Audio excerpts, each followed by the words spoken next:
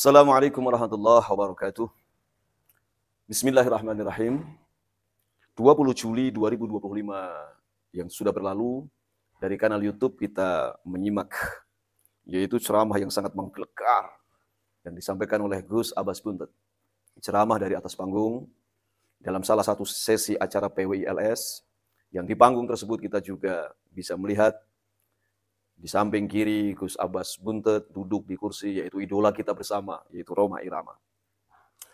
Saya membuat beberapa catatan dan beberapa pertanyaan daripada penyampaian Gus Abbas Buntet.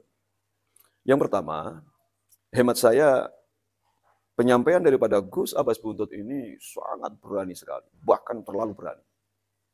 Karena di antara materi yang disampaikan oleh Gus Abbas Buntet adalah membongkar kesalahan dan kesesatan daripada salah satu tokoh klan Ba'alwi yang bernama Habib Abdullah Alawi Al-Haddad.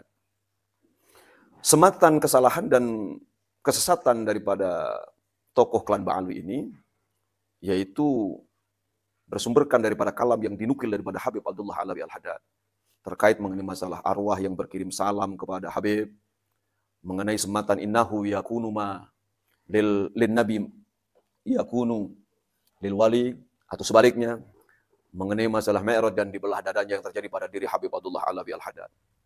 Nah, sehingga saya menangkap justru ada kesan tendensius daripada penyampaian Gus Abbas Buntet tersebut. Barangkali karena tokoh dan sosok daripada Habib Abdullah Alawi Al-Haddad adalah klan Ba'alwi. Dan kita sama-sama paham bagaimana sikap daripada Gus Abbas Buntet terkait mengenai masalah klan Ba'alwi tersebut. Yang kedua, kitab yang dibaca oleh Gus Abbas Buntet di atas panggung tersebut adalah juga kitab yang dikarang oleh salah satu ulama daripada klan Ba'alwi. Nah, kalau kaidah daripada ceramah Gus Abbas Buntet itu dan tendensius itu kita lepaskan, maka seyogyanya dalam dunia sufisme, dalam dunia kewalian, kita biasa mendapati ungkapan-ungkapan, mendapati yaitu pernyataan-pernyataan yang dikeluarkan oleh seorang sufi, seorang wali Allah, yang senada atau hampir mirip dengan pernyataan daripada Habib Abdullah Alawi Al-Haddad. Jadi, hemat saya, pernyataan Habib Abdullah Alawi Al-Haddad dalam dunia sufisme, dalam dunia kewalian, biasa-biasa saja. Baik kita cermati daripada pernyataan Syekh Abdul Qadir Jailani, atau pernyataan daripada Syekh Abdul Hasan Asy-Syadzili, atau Ibnul Farid, Ibnu Arabi, Abu Yazid Al-Bustami, dan lain sebagainya, banyak sekali. Pernyataan yang senada terkait mengenai masalah arwah yang menyampaikan salam kepada Habib Abdullah Alawi Al-Haddad. Kalau kita baca manaqib Syekh Abdul Qadir Jailani, juga ini kan hampir senada. Tidaklah berlalu hari kecuali hari itu melaporkan, yaitu apa yang terjadi di semesta kepada Syekh Abdul Qadir Jailani. Mengenai masalah sematan innahu yakunu lin nabi ma yakunu lil wali, atau sebaliknya. Bukankah ihya'ul mauta itu adalah konsep innahu yakunu lin nabi ma yakunu lil wali? Bukankah istilahnya familiar sekali kita dengar dan kita dapati dalam manaqib Syekh Abdul Qadir Jailani. Syekh Abdul Qadir Jailani menghidupkan ayam jago yang sudah dimakan, yang sudah berbentuk tulang belulang. Syekh Abdul Qadir Jailani menghidupkan atas tantangan orang kafir, orang Nasrani, yaitu salah satu orang yang sudah wafat meninggal di dalam kuburan. Bukankah ini hal yang biasa? Atau mengenai masalah Mi'raj, kalau kita baca manaqib Syekh Abdul Qadir Jailani radhiyallahu anhu, bukankah kita mendapati bagaimana Syekh Abdul Qadir Jailani yaitu hadir dalam Mi'raj Rasulullah SAW, bahkan menjadi pijakan daripada kaki Rasulullah SAW ketika Mi'raj, sehingga muncul pernyataan daripada Rasulullah SAW, qadami hadhi ala raqabatika wa qadamaka ala raqabati awliya illahi ta'ala. Bukankah itu hal yang biasa? Atau kita dalam manaqib Syekh Abdul Qadir Jailani Tafriqul Khatir, yaitu ketika sesi Mi'raj Rasulullah dialog mukalamah dengan Nabi Allah Musa alaihissalam, yaitu dihadirkan, yaitu roh daripada Imam Ghazali. Atau kita juga bisa mendapati penyampaian daripada Syekh Abu Yazid Al-Bustami mengenai masalah Mi'raj yang beliau lakukan. Nah, sehingga seyogyanya ini kan menjadi hal yang sangat biasa dalam dunia wali. Penyampaian-penyampaian yang senada dengan penyampaian daripada Habib Abdullah Alawi Al-Haddad. Makanya, kalau itu tidak tendensius, kalau Habib Abdullah Alawi Al-Haddad mesti salah, maka Syekh Abdul Qadir Jailani harus salah. Maka Imam Ghazali harus salah. Maka Ibnu Arabi, Ibnu Farid, Syekh Yazid Al-Bustami mesti salah. Kalau Habib Abdullah Alawi Al-Haddad adalah sesat, maka Syekh Abdul Qadir Jailani harus sesat. Syekh Yazid Al-Bustami wajib sesat. Ibnu Farid mesti sesat. Dan begitu seterusnya. Kan begitu kaedahnya. Kalau memang tidak tendensius. Kalau memang istilahnya sematan salah dan sesat itu hanya untuk tokoh yang afiliasi atau istilahnya bagian daripada klan besar yang bernama Ba'alwi tersebut. Ini catatan yang kedua. Yang ketiga, bahwa kalau kita simak daripada penyampaian Gus Abbas Buntet dan seyogyanya bahwa penyampaian tentang pernyataan yang dinukil daripada kalam Habib Abdullah Alawi Al-Haddad ini tidak bisa kita buktikan secara empiris. Benarkah atau salahkah konten yang disampaikan oleh Habib Abdullah Alawi Al-Haddad? Nggak ada bukti empirisnya.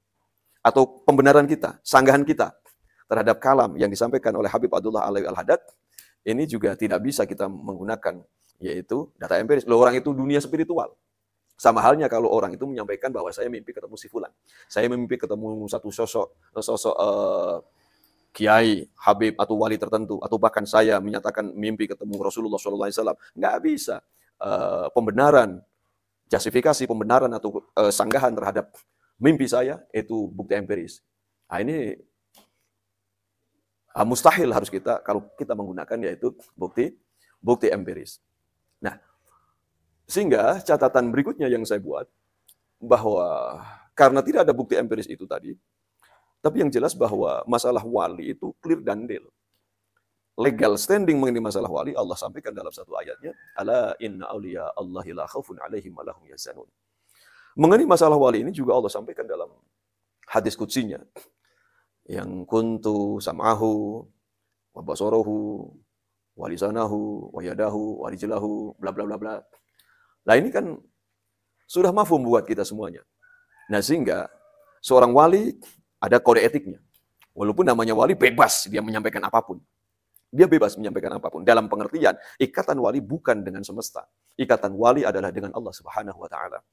Ikatan wali, apapun yang disampaikan oleh wali, kode etik yang menjadi aturan main seorang wali, mau dia mengeluarkan sebuah statement, mau dia melakukan langkah apapun, maka satu, itu adalah berupa berdasarkan instruksi daripada Allah Subhanahu wa Ta'ala. Walaupun kita sama-sama sepakat menjadi akidah buat kita semuanya, yang terjadi karomah yang diberikan oleh Allah kepada seorang wali tidak mungkin itu adalah independen.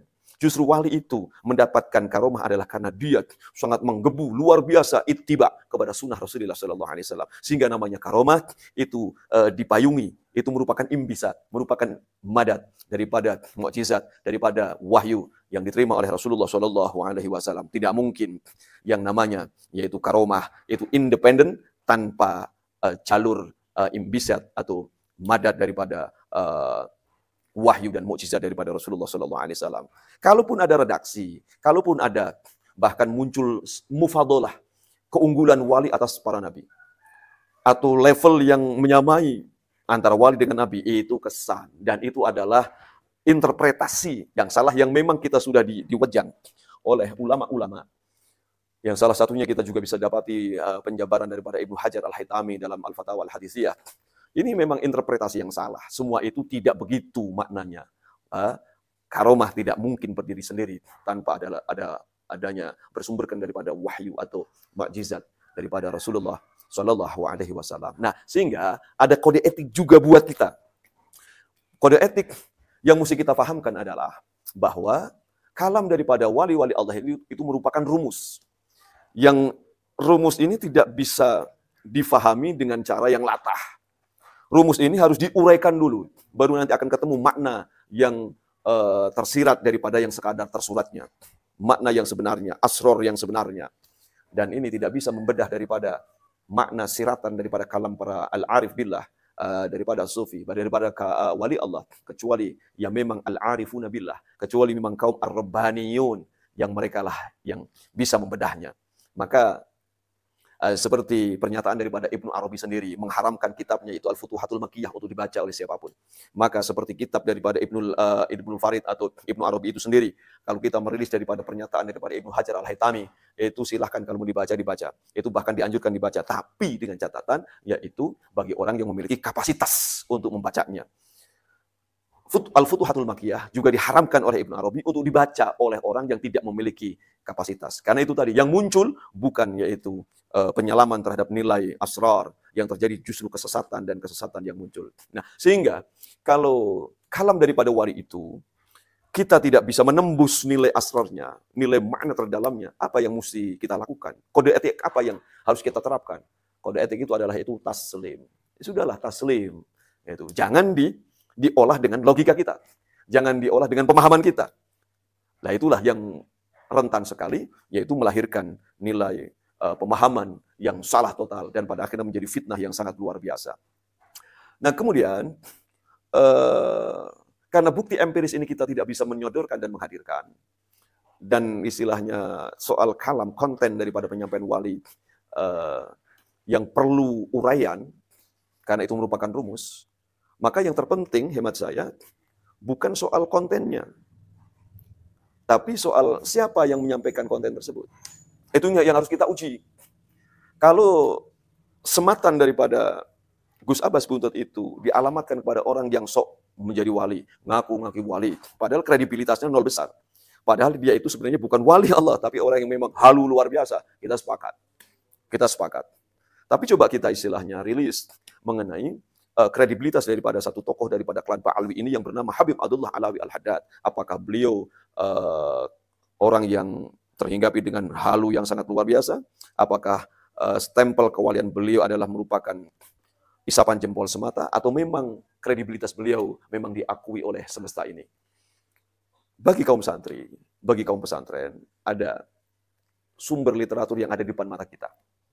Kalau kita baca, yaitu Ziyadatul Ta'liqat, sebuah karya daripada Mbah Hashim Asy'ari. Di halaman 126 kita mendapati Mbah Hashim Asy'ari tidak menyebut langsung nama daripada Habib Abdullah Alawi Al-Haddad, tapi menyematkan dulu 3 gelar kepada Habib Abdullah Alawi Al-Haddad, yaitu Kutub, Ghaus, dan yaitu Habib. 3 gelar. Kalau kita yaitu baca Uqudul Lijan, buah karya Syekh Nawawi Al-Bantani di halaman yang kelima, Syekh Nawawi juga tidak langsung menyebut nama Abdullah Alawi Al-Haddad, tapi menyematkan 3 gelar dulu. Gelar yang pertama yaitu Sayyid, yang kedua adalah Habib, dan yang ketiga adalah Sahibi Thariqah Al-Masyhurah wal Asraril Katsirah, sang pemilik thariqah yang masyhur populer dan sang pemilik daripada asrar yang banyak luar biasa.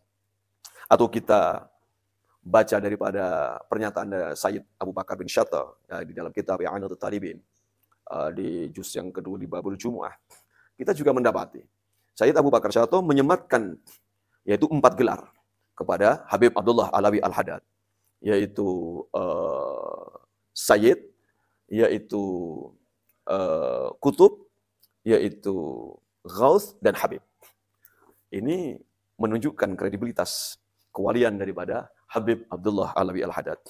Dan juga kalau kita merilis daripada pernyataan Gus Rauf Maimun dari kanal YouTube-nya yaitu Dar El-Sofwah, yang beliau menukil yaitu nukilan daripada Mbah Maimun Zubair.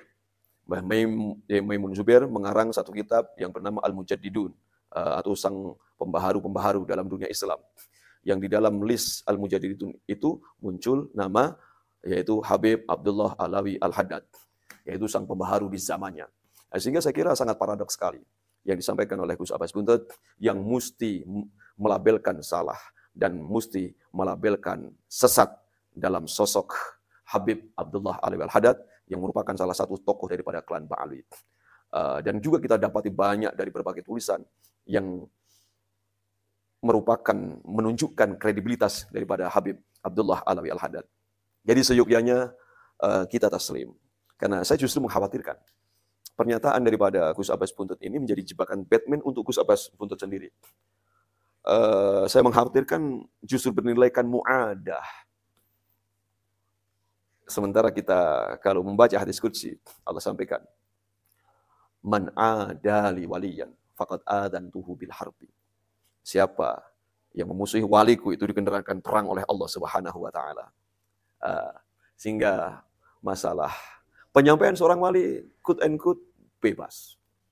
Artinya bebas. Ikatan wali bukan dengan semesta. Ikatan wali adalah bebas dengan urusan dengan semesta. Tidak ada irisannya dengan semesta. Tapi wali tidak bebas, yaitu urusannya dengan Allah Subhanahu wa taala.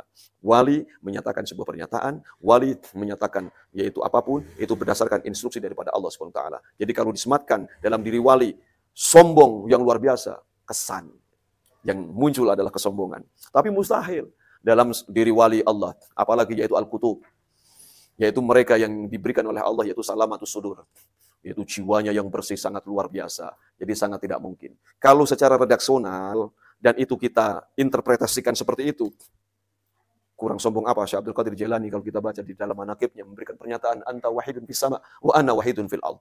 Jadi semuanya kesan-kesan itu harus kita pinggirkan semuanya, karena itu tidak mungkin terjadi dalam diri wali. Kesan kesombongan, kesan sesat, kesan salah. Ini bahkan kesan hulul, kesan ittihad, atau wahdatul wujud, itu kan disampaikan oleh para ulama-ulama bahwa itu adalah semuanya semacam itu cuma kesan, dan itu adalah interpretasi yang salah. Itu perlu takwil, itu perlu uraian. Dan bagi kita semuanya yang memang kapasitas kita tidak bisa menjangkau ke arah sana, maka sikap bijak yang mesti kita tampilkan adalah, sikap selamat yang mesti kita tampilkan adalah taslim. Jangan mengoreksi, jangan melahirkan apapun kecuali taslim dan menyerahkan pernyataan yang dikeluarkan oleh wali kepada wali itu sendiri. Wallahu a'lam bishawab.